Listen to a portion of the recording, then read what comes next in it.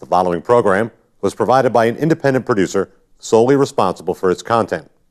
The opinions expressed do not necessarily represent the views of this station, its staff, board of directors, or underwriters. Hello, I'm Carl Seidel, host of The People's View.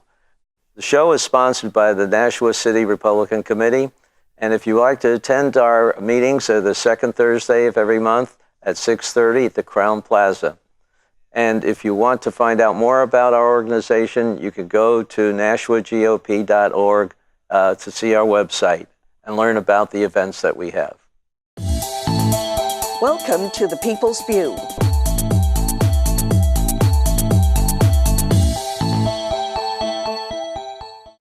Hello, and help me welcome our Senator Kevin Avard. Kevin. Hey, Carl. How are you? Hi, fine. And you? I'm doing okay. Doing all right? You're holding up under this? You have a large area to cover, and all the way out to, how far out? New Ipswich, Ringe, Greenville, Mason, Brookline, Okay. Hollis. You know them all. Yeah. I was in Ringe last night, actually. Oh, yeah? Yeah, they had a... Well, I know you've been doing a good job for the last couple of years. Thank we you. started off in 2008, was it? 10, rather. 10. Yep. And we got you elected as a representative, and now you're a senator. Yep. You're Under doing your darn tutelage. well. No. Yeah. But anyway, glad to have you aboard. And tell us why you're running for one more term up there. Well, you know, it's funny, as you're in the process of things, you see a whole lot of things before you. You learn a lot. And there are a couple areas that are of special interest to me. I don't know if you remember the Andrew Butler situation, where Andrew, a young man from Hollis, he experimented or something with drugs somehow, and it had a really bad effect on him. And I believe it was his first time, and it warped something, it just changed something, chemistry in his head. Long story short, he ended up at the psychiatric unit at the state prison. He wasn't charged with a crime, but the psychiatric unit being part of the state prison is not a good mix. And I think that whole situation needs to be dealt with. And we have people actually looking now at maybe a new facility that will be more accommodating to people with mental illness. That was one issue. We were successful at helping him get out of there. You know, talk to the commissioner and directors, and I'm amazed that the state hasn't been sued. You're being treated criminally at a mental institution that really you shouldn't be. And I believe he was confined for 23 hours a day. Solitary confinement for at least 8 months, something to that effect, and that was horrifying. So that became part of our attention. You know, I'm vice chair of Health and Human Services, so there's some issues there that need to be addressed. But that was an important issue, and you know, it just seems like there's that one issue. Then another one came up where the developmentally disabled community, they have a managed care as well. And we stopped the second phase of managed care because they had individual needs. And you don't cookie cutter their needs. No. They have very specific needs. So we were successful at making sure that phase of managed care didn't come through. Was analyzed that way, yeah, what are their needs. So that was a battle won. However, another thing that surfaced as we were examining that, all of them, in the managed care bill, they don't get dental. So we're going to give them health care for their entire body except for their teeth. That doesn't make sense. Oh, and that's also a cause of many other body ailments if you let your mouth go bad. Exactly. Everything from your heart to the abscessed tooth, emergency rooms, and all that gets made up. You spend time in the emergency room. Well, who's going to pay for that cost? Wouldn't it have been easier if you were able to go to get your teeth cleaned, or if you had a cavity or something to that effect? So I think it was last week, Friday.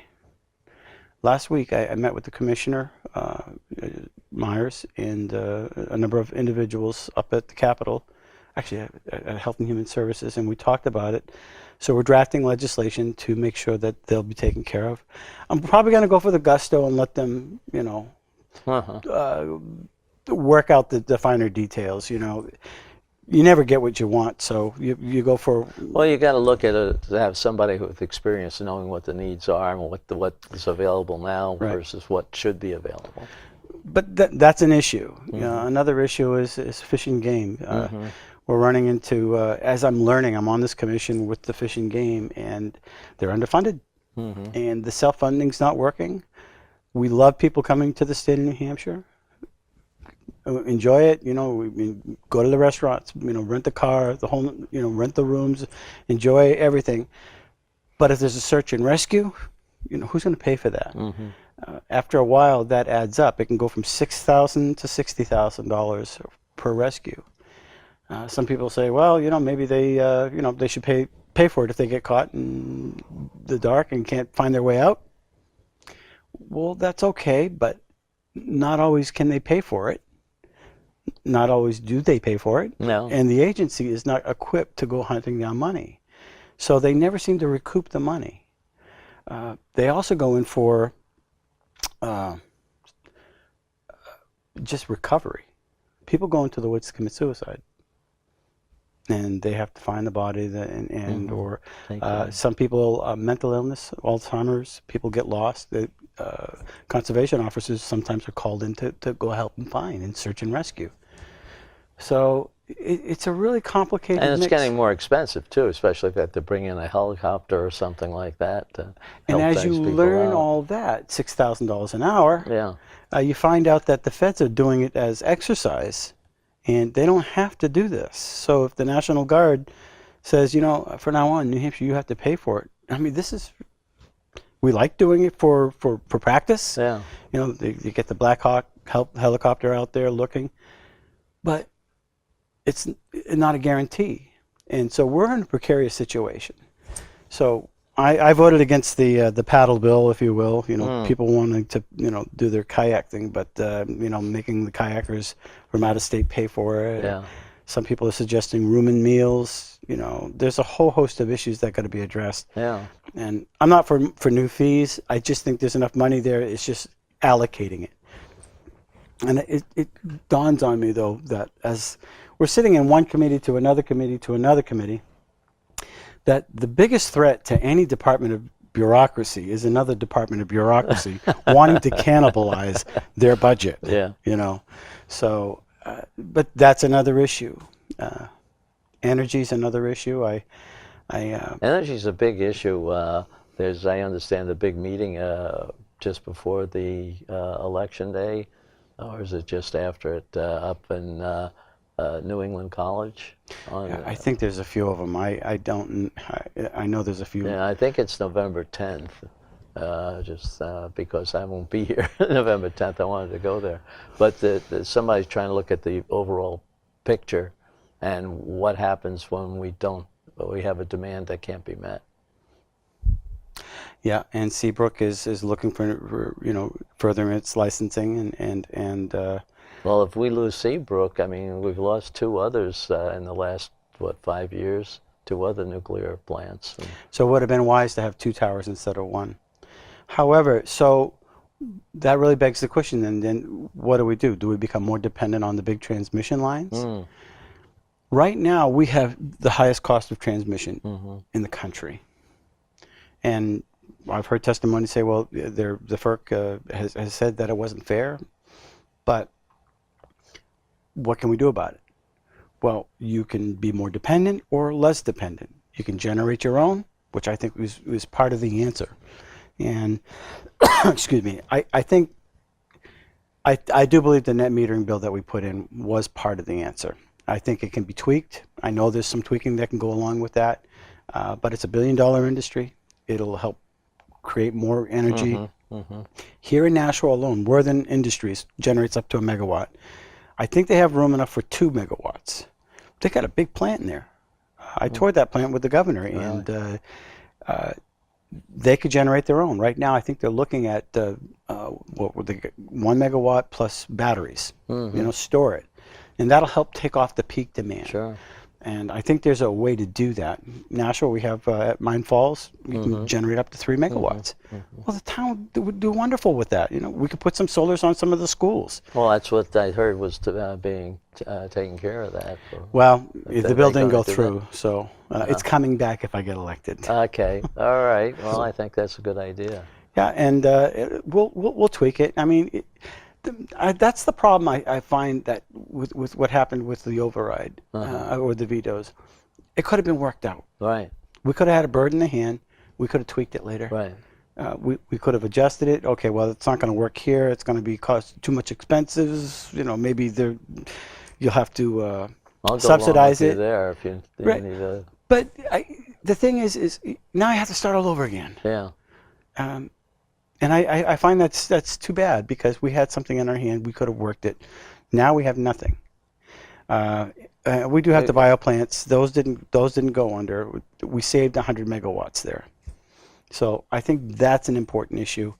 And plus, you know, there's a whole trickle effect where you have your timber tax that it saved the logging industry, it saves the forest, it helps out the farmers, puts people in and keeps people in work instead of unemployment because that would cost us some money. So that's another issue. So health, electricity. What else did I say? I had a couple other things in there, but what do you think about the taxing? And I mean, so far we've got some more cuts coming up, just because I mean they structured their reduction over time, and it seems like it's working. It's definitely working. And we have what I hear now is a multi-million-dollar excess after the first 3 months of this fiscal year.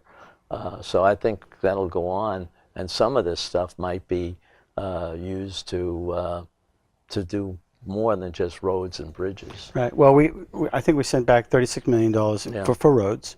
Nashua got 1.3. We put $10 million, 10 or 30, towards strengthening the school security. I think I'm pretty sure. Yeah, there was something for schools. Yeah, and then there was $10 million towards the red listed bridges. Yeah. That all went up north. We need to do some down here. And it was one-time spending, but I really think that the tax cuts helped. Yeah. I went recently to a concert down in Massachusetts, and on the way down there, I'm just looking at all the buildings and the construction. They're booming. We need to compete, and one way is through lower taxes. And I think one area where we can look at would be the interest and dividends tax. There are people that are on fixed incomes. They did the right thing. They saved all their lives. Right. They're living off the interest, and they're the only ones that have an income tax. And I don't think that's fair. So you just want to increase the exemption level? Absolutely. I think that it would work. I think if people can keep more of their money, Especially at the lower end, where it's more meaningful percentage-wise of their income. Right. And somehow it gets the narrative comes out, well, you're saving money for the rich. No, these are people that have saved all their lives. The bulk of those people's income is not going to be affected, just a small section of it at the bottom. Right. Well, I think that's one of the issues that's another area, and I'm hearing a lot of rumors. You know, people wanting Senator Kelly's looking at this tax, that tax, this tax. It's like, man. You got taxes on the taxes. Well, we just got rid of 100 taxes that Maggie put in. We got rid of it, and we're doing okay. Yeah. There's also a false narrative. Well, we got $100 million in revenues, saved aside. Well, Nashua's got a great AAA rating. Yeah. We thank Dave Fredette, for the way he That's why you have it. Yeah, and they've got the best bond rating Right. because of their investment. But you can't have that good bond rating unless you have money to back it up. So the ideal number, and it's a weird number, it's $152 million that we need in our rainy day fund, which can get wiped out in one October surprise. That's right. I think we had one a few years back where everybody's electricity went down. But it's okay to have that $152 million in for a long term. Right. Get us a better bond rating so that we can save on our borrowing. but people want to spend it, spend it, spend it. Stop. Well, Chill. the problem I have with it too is they don't bother even determining whether it's being spent well. You know, Right. it's just throw money at it and hopefully the problems will go away. Well, that's, no, you got to watch how you spend your money, just like you do in a house. I mean, you don't buy new this or new that when you might be able to do away with something a little less. And yeah, I guess there was another issue that came up now it just escaped me as you were saying something. It came to mind. Oh, the opioid crisis. Yeah. We increased spending 60% more than our previous administration, and people are saying, "Well, what are you going to do about it?" Well, Yeah. we did something.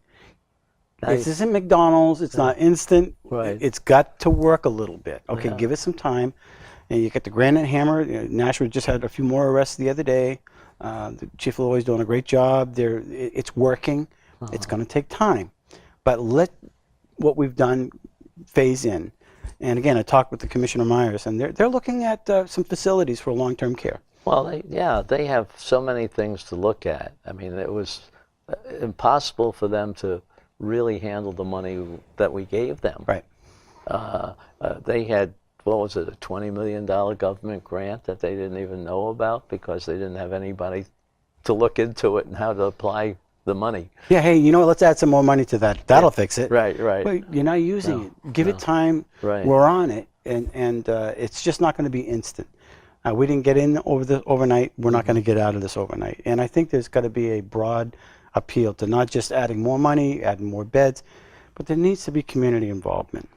You know, schools need to be engaged in communicating. I think you're very right there, that we haven't looked at it from the whole view of it. You look at just stopping distribution of the product, but it's taking care of the people that are getting the product or have had it, and how do you have them recover from this? And it's not something that you just give them 30 days to do. Right. Pure example of that, a good example of that would be, she's not even in my district. She's a mother. She had a child, lost her child to DCYF because of drug abuse. Fast forward a few more years ahead, she had another child, and we helped the grandmother to adopt that child because the mom still struggled. And I think to this day she's still struggling. But we rescued the child, made sure that it was taken care of, and the mother got arrested because of something, and in jail for a certain amount of period of time. She was not given the Suboxone that she needs for her recovery. Oh, really? So, excuse me. So, getting out, she's in a mess.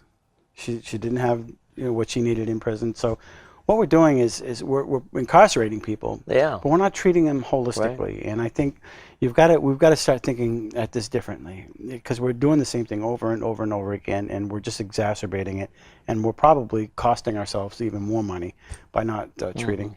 And that part of the discussion came up not too long ago about treating people maybe in secure facilities or something to that effect, and helping them through the process. But people have to understand that in recovery, there's relapse. And what causes those? What are the triggers? We have some success stories. You have the drug courts, but it's not an overnight fix. It's a long term that we haven't Sure. been looking at, and we should have recognized that a lot earlier on. And it's not only drugs; it's mental incapacities for other reasons. Right. And I think one of the things that I observed up there, we're looking at administrative boxes, if you will, or silos, should be better in looking at the overall problems and working with other silos. Yeah. Communications between them. I think we're looking at it like we're one giant business, and we have a lot of different subsidiaries, but they're talking to one another, and overall they're giving a better return on what they're supposed to be doing. They're turning out better products. I think Representative Hill's son had a good idea for making available for the other silos to talk to each other, And it's just a matter of a couple of programs just for one agency to talk to another, so that you don't have redundancy or somebody just falls through the crack of the Department of Bureaucracy, I like to call it. And it happens. A gentleman up in New Ipswich had a heart transplant. Senator Avard, I thought with this exchange and all this stuff that I was going to be covered. I get a bill, and it's this, and I just had a heart transplant. I thought I was covered. What's going on? And come to find out, they say, well, it was a pre-existing condition. Oh my gosh. So I got him involved with another agency. They said, you know, this is the situation here. And it was remedied, but nobody was communicating. And this guy who just had a heart transplant, the last thing he needed was this. was this, right? But that's a reality that people That's are right. going through. I get calls all the time. And you know, these are the things that people don't realize. I don't know if you do or not, but as a senator, you get a lot more I than get a any lot other more. representative. And I think one of the arts of being a senator is you learn who to trust as far as who's communicating information to you through the lobbyists. The lobbyists are actually very good here in New Hampshire, and they do educate you, but you kind of sift through the weeds as to who's feeding you information that may be helpful or to you or to your constituents or to them. That's an art. Well, I also found out that we can also be helpful to the administration. Yeah. I'm surprised that some of the times that, you know, the reason they're doing such and such is because that's the way they showed me to do it 10 years ago. I says, well, this is later, 10 years now. We have better computers, better way of communicating. And I know I'm talking to one group because of the way they handle complaints.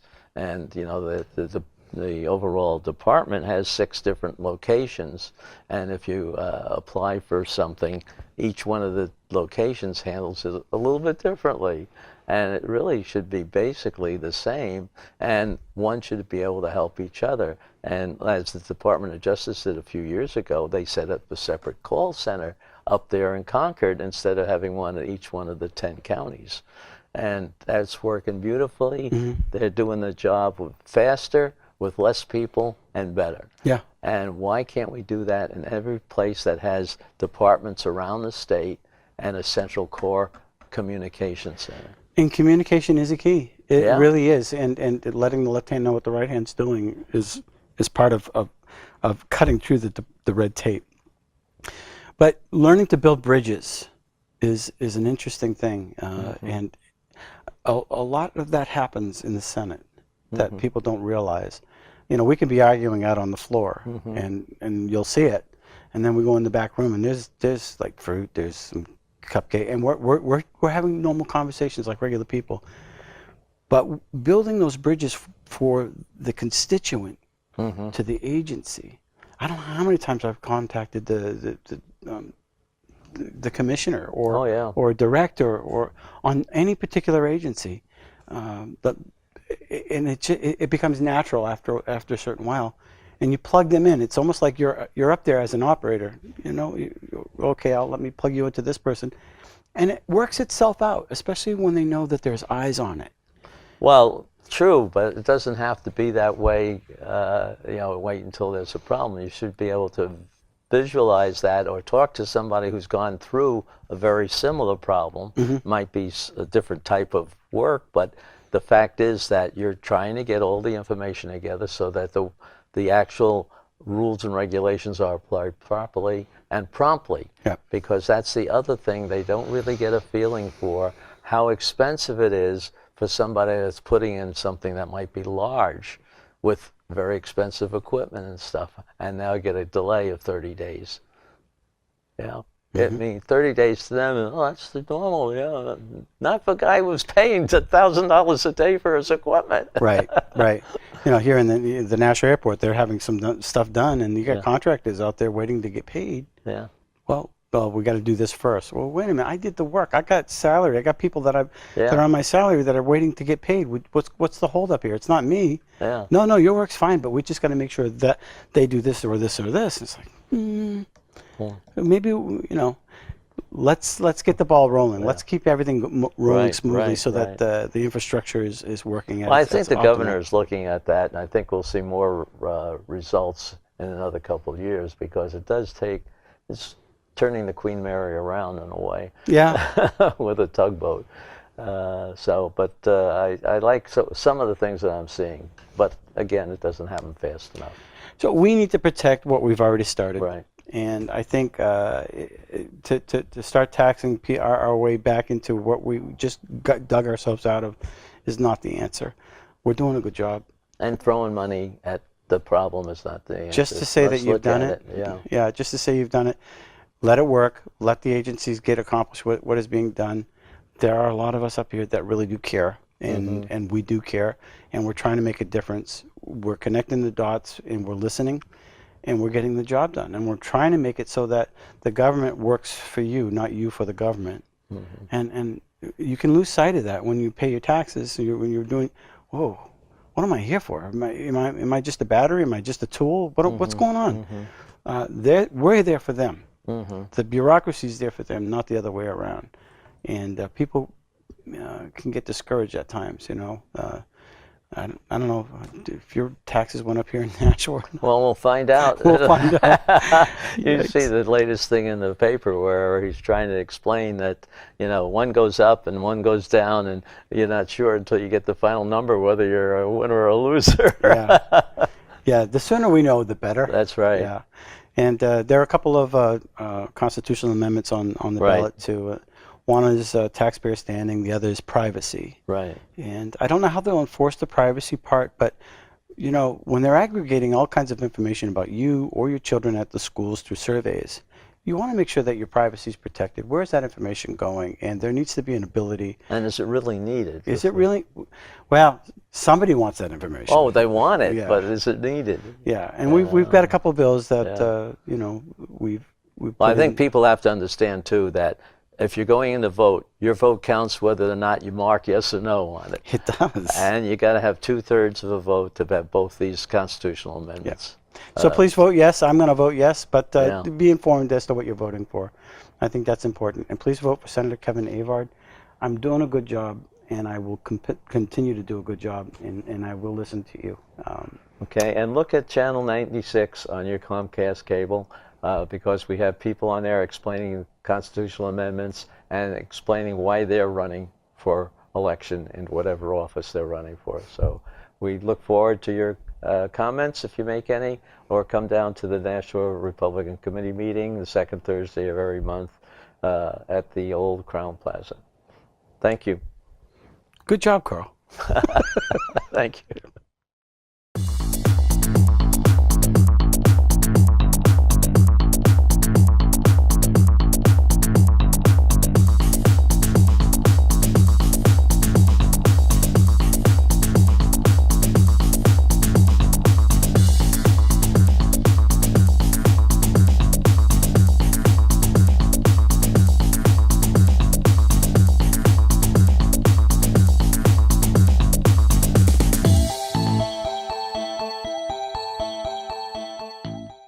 The preceding program was provided by an independent producer solely responsible for its content. The opinions expressed do not necessarily represent the views of this station, its staff, board of directors, or underwriters.